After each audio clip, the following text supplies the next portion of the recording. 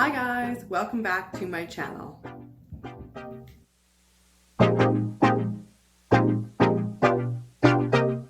If you're new here, my name is Emily. I am a medical herbalist and the founder of Pahudakawa Health. And today we are going to chat about 3 common and easy to find herbs that you can use for common health conditions with yourself and your family.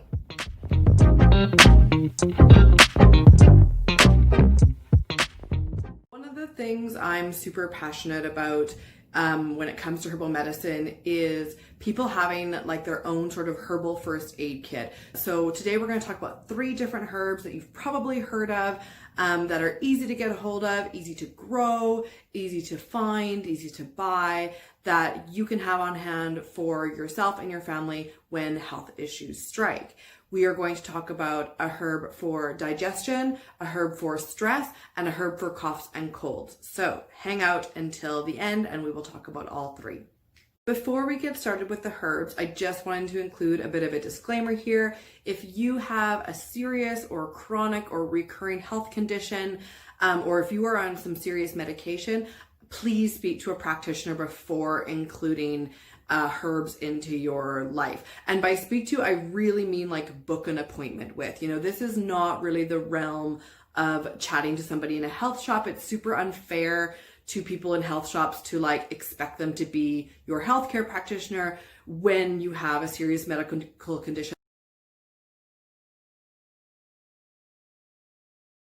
The first herb we're going to talk about is peppermint, and peppermint is one of my favorite herbs for digestion. Everybody knows peppermint. A cup of peppermint tea is a really common herbal remedy to come by. It's really easy to find herbal or peppermint tea in the supermarket or in the health shop, and peppermint is a really easy herb to grow as well. It is obviously a mint family plant, and most plants from the mint family are actually so easy to grow that you really want to grow them in a pot so that they don't get carried away. What makes peppermint so effective for digestive health is the volatile oils in there. And that is what you're smelling when you smell peppermint and you know that signature scent. Those are the volatile oils. Those oils are water soluble, so that means that they can be utilized by putting them in hot water or a cup of tea, right? A hot water extraction is going to pull out those water soluble compounds, those volatile oils in peppermint. And what those do is they help to calm the smooth muscle of the digestive tract. So our digestive tract is full of muscles. They do this whole thing called peristalsis, which is what moves food through our digestive system. And if you ever get that feeling of sort of like cramping or griping in your belly, bloating after a big meal, those are all related to that smooth muscle in your digestive tract. And peppermint is brilliant for helping to calm that down. Hence why it's so great to help with digestive upsets, bloating, sore bellies, sort of like after a really heavy meal, those kinds of things. That's where you want to have peppermint around. Like I've already alluded to, the best way to take peppermint is in tea form. So just having peppermint tea on hand in your cupboard and having that as an after dinner drink is a really, really nice way to help sort of like promote regular and efficient digestion. So it's really lovely.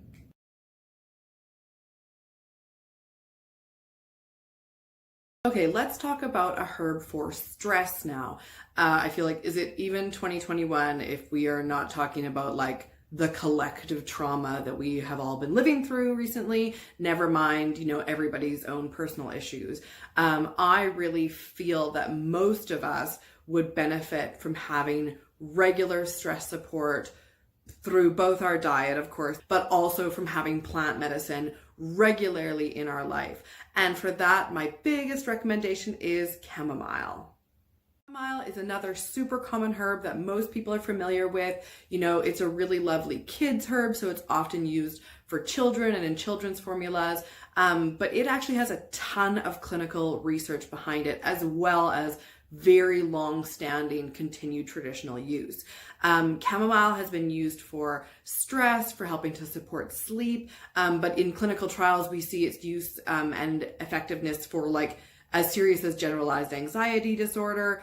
Again, if you have a serious medical condition or you're like on medication for anxiety, please work with somebody before adding herbs to your regime. So chamomile is beautiful for, like I said, helping to calm anxiety, just sort of keep us on a bit more of an even keel.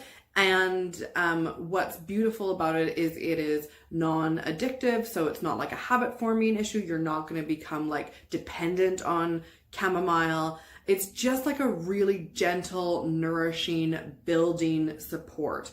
And, you know, like in North America, people often refer to herbs as allies. And I just think that's such a beautiful way to phrase plant medicine, because there are just like, you know, supportive, helping friends that are kind of by your side.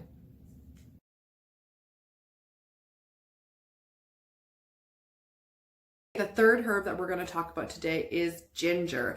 And I often call ginger kitchen medicine, because it's one of those things that really bridges that sort of difference between food and medicine, because we obviously use ginger a lot in cooking.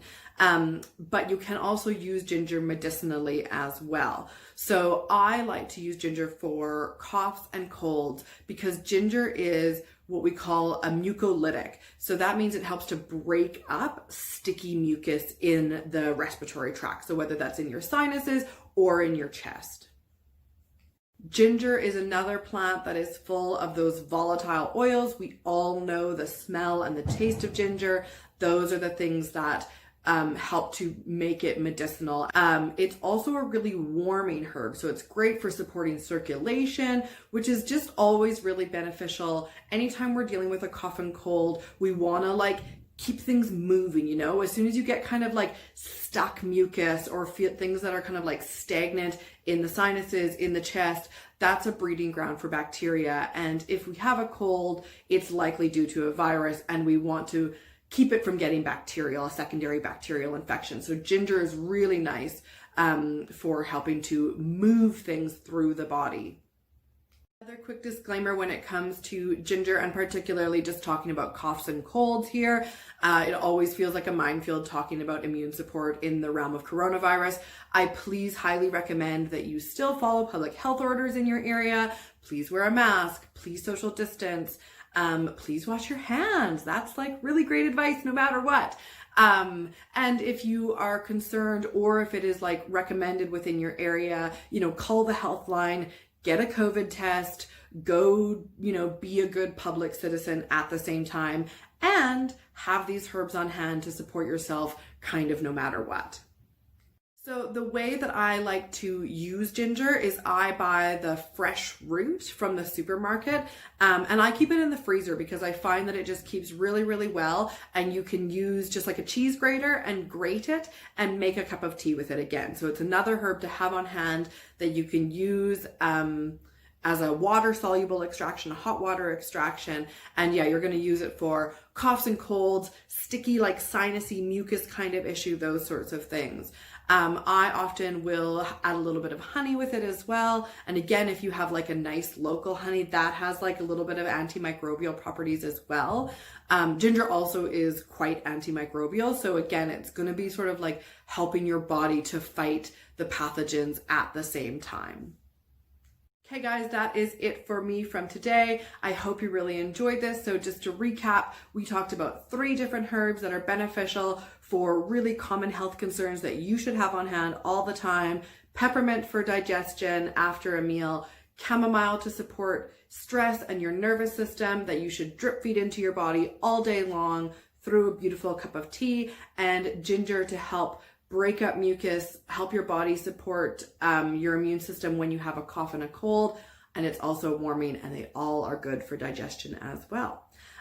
If you are interested in learning more about herbal medicine, and specifically learning how to make your own herbal medicine, I am running a course called Everyday Plant Alchemy starting on the 5th of February 2021 that is all about the fundamentals of learning to make your own medicinal tea blends, herbally infused ointments, and herbal infused oils. I'll leave a link in the description box below and you can check it out.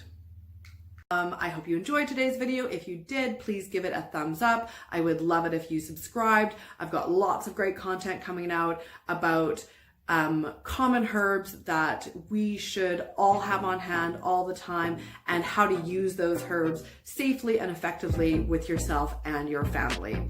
Have a great day, and I'll see you next time. Bye.